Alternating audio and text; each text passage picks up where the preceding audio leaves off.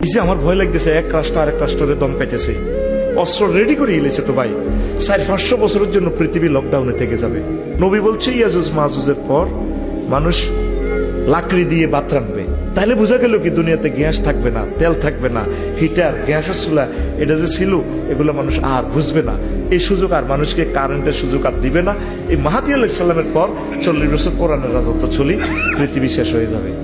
খেলা শেষ তবে না, অল্প কিছু মানুষ থেকে মাহাদি আলাইহিস সালাম আসবে। 200-300 লোক, 150 লোক মাত্র খানায় কাবা তাওয়াফ করবে। বাজার যুক্তিকলা জমে গেলে 8টার পরে কাস্টমার আস্তে আস্তে কমে।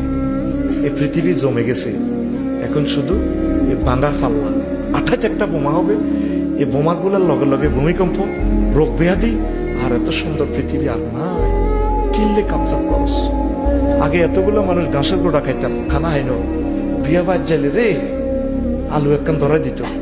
আর এখন এক একটা অনুষ্ঠানে যাইতে খানা কত যে এত খানা আল্লাহ ডালি দিছে, মানে প্লেট উল্টে দিছে আল্লাহ। এই যে ফোরাত নদীর পানিটা শুকাই গেছে, অধিক পরিমাণ সেখানে স্বর্ণ বাসা দিব। নবীজি বলছে স্বর্ণের পাহাড়, পৃথিবী অবাক। বহুত পাহাড় নিচে স্বর্ণের খনি, এগুলো যুদ্ধ লেগে যাবে।